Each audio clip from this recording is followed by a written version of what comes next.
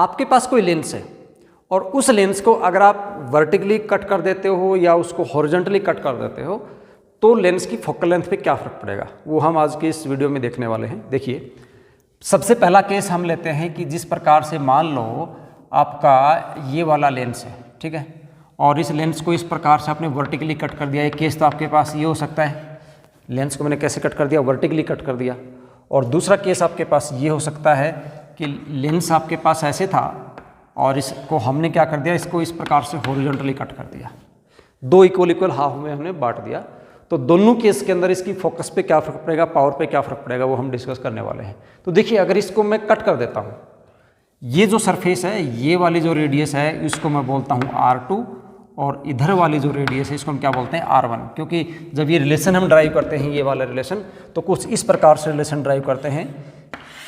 यहाँ ऑब्जेक्ट रखते हैं, तो यहाँ ऑब्जेक्ट रखते हैं, तो ये वाला पहला सरफेस हुआ, ऑब्जेक्ट की साइड वाला सरफेस फर्स्ट सरफेस है, तो इसकी रेडियस, क्योंकि इसको अगर आप बनाओगे तो इस प्रकार से सर्कल इसका ये बनेगा, तो इस वाले सरफेस का जो रेडियस होगा या सेंटर ऑफ कर्वेचर होगा वो यहाँ पे होगा।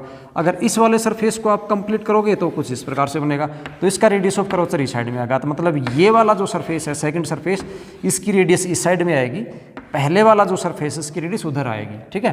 तो ये वाली रेडियस R2 है, ये वाली रेडियस क्या है, R1 है। यहाँ भी बच्चे कई बार कंफ्यूज हो जाते हैं कि मैं R2 किसको कंसिडर करूँ और R1 किसको कंसिडर करूँ, ठीक है। मतलब जिस साइड में ऑब्जेक्ट रखा है उस साइड का जो सरफेस है वो पहला सरफेस है, उसकी रेडियस किधर जाएगी, दूसरी साइड में जाएगी। जैसे आपका यहाँ ऑब्जेक्ट रखोगे तो ये पहला सरफेस हुआ, तो इसकी रेडियस इस साइड में आ रही है, तो R1 दूसरी साइड में जा रही है, ठीक है। तो अब यहाँ पे देखिए हो क्या रहा है, जब इसको हम बीच से काटते देते हैं ऐसे, तो बीच से काट देने के बाद आपके पास दो लेंस बनते हैं। तो इस प्रकार से, मतलब ये लेंस कुछ इस प्रकार से बन गया हमारे पास, और आपको इसका नाम भी पता होगा। इस लेंस को हम बोलते हैं प्लेनो कॉन्वेक्स लेंस। क्या बोलते हैं इसको, प्लेनो कॉन्वेक्स लेंस बोलते हैं, क्योंकि इसका एक जो सरफेस है वो प्लेन हो गया है, तो प्लेनो कॉन्वेक्स लेंस हो गया ये। तो प्लेनो कॉन्वेक्स लेंस में आप ये जो था, ये आपके पास R2, और ये वाला सरफेस है ये आपके पास क्या हुआ, R1। तो प्लेनो कॉन्वेक्स लेंस जब ये बन जाएगा तो उस केस में आपके पास क्या होगा, R2 की जो वैल्यू है वो तो इन्फिनिटी हो जाएगी, क्योंकि प्लेन सरफेस है, प्लेन है, प्लेन की जो रेडियस होती है वो इनफाइनाइट होती है। और R1 है, उसको सपोज करो मैं R बोल देता हूँ, क्योंकि सिंगल रेडियस है तो 1 2 करने का कोई मतलब ही नहीं है, तो इसको R बोल देते हैं सिंपली। ये वैल्यू जब आप यहाँ पुट करोगे तो आपके पास आएगा 1/f is equal to refractive index -1 into 1 divide by R, और -1 अपॉन इन्फिनिटी क्या हो जाएगा, 0। इसका मतलब आपके पास जो फोकस है 1/f इज इक्वल टू वो हुआ μ-1 इंटू 1 डिवाइड बाई R।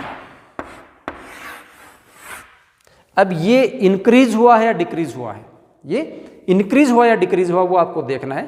तो उस केस में आप ऐसे मान लो, ये जो सरफेस है इसको एक बार इक्वी कॉन्वेक्स लेंस मान लो। कैसे मान लें, इक्वी कॉन्वेक्स मान लें। अगर इसको मैं इक्वी कॉन्वेक्स मानता हूं तो R1 is equal to R2 is equal to R हो जाएगा, दोनों की दोनों रेडियस बराबर है, तभी तो इक्वी कॉन्वेक्स होगा।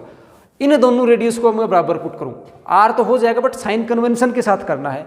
R होने का मीनिंग ये हुआ कि जो R1 है, ये वाला सरफेस, ऑब्जेक्ट यहाँ रखा था, लाइट रेज ऐसी जा रही हैं, तो R1 तो पॉजिटिव है, /R हो जाएगा, और R2 है आपके पास वो -R हो जाएगा। ये दोनों की दोनों वैल्यू जब आप यहाँ पुट करोगे तो आप देखोगे आपके पास रिजल्ट आएगा 1/f is equal to refractive index -1, 1 upon R1 हो जाएगा R, -1 अपॉन R2 हो जाएगा -R, तो रिजल्ट आएगा 2 डिवाइड बाई R। रिजल्ट कितना आएगा, 2 डिवाइड बाई R। तो इसको आप डैश बोल दो, आप काटने के बाद आप देख लो ये डिफरेंस आ रहा है दोनों में, दोनों में कितना डिफरेंस आ रहा है, 2 का डिफरेंस आ रहा है। इसका मतलब अगर इसको इक्वेशन नंबर 1 बोलो आप, इसको इक्वेशन नंबर 2 बोलो आप, तो आप इसको ऐसे लिख सकते हो, from 1 and 2 1/f is equal to μ-1 divide by R। μ-1 divide by R को मैं 1 अपॉन f डैश लिख सकता हूँ, 2 डिवाइड बाई क्या लिख सकते हैं, इसको f डैश लिख सकते हैं। और कहने का मतलब ये हुआ कि जो f डैश है वो 2f हो गया। इसका मतलब जो न्यू फोकस है, जो नया फोकस है, वो 2 टाइम हो जाएगा ओल्ड फोकस का।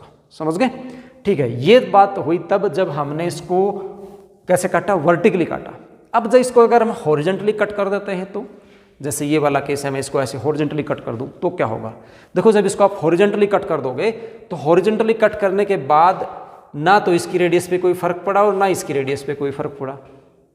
सिर्फ इसका अपर्चर ही तो कम हुआ, ऐसे मैंने काट दिया तो इतना लेंस अपर्चर ही तो कम हुआ है ना, इसके रेडियस पे कोई फर्क नहीं पड़ा ना, तो फर्क नहीं पड़ा तो एफ है वो अनचेंज्ड रहेगा,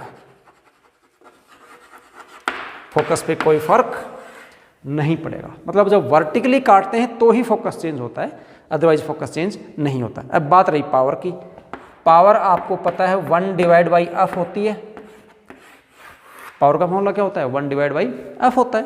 अब लगा लो अनुमान यहाँ से, न्यू जो पावर है इसका मतलब P डैश है, T डैश वो क्या हो जाएगा 1/f dash, P dash is equal to 1/f dash, that is equal to 1/f dash को क्या लिख सकता हूँ 2f, f डैश को क्या लिख सकते हैं 2f, और that is equal to 1/f को लिख देंगे P/2। इसका मतलब है कि जो न्यू पावर है वो ओरिजिनल पावर की कितनी हो जाएगी हाफ, फोकस डबल हुआ और पावर कितनी हुई हाफ हुई। ओके, ये एक क्वेश्चन आपसे अलग से ये भी बनता है कि इक्वी कॉन्वेक्स लेंस का जो फोकस का फॉर्मूला लिखिए, तो आप ध्यान रखिएगा 1/r1 - 1/r2 हम तब लिखते हैं जब जो लेंस आपके पास है उसकी दोनों रेडियस ऑफ कर्वेचर सेम ना हो। अगर दोनों रेडियस ऑफ कर्वेचर में सेम कर दूं तो मेरे पास फॉर्मूला क्या बन जाता है 1/f is equal to mu minus 1, ये दोनों वैल्यूज आप यहाँ पुट करोगे तो 2/r हो जाएगा। और अगर कॉन्केव लेंस के बारे में बात करोगे तो कॉन्केव लेंस के लिए जो फॉर्मूला बनेगा वो बनेगा 1/f is equal to mu minus 1 into -2 divide by r। क्यों बनेगा, कैसे बनेगा, आप खुद ट्राई करके देखना इसका। ओके।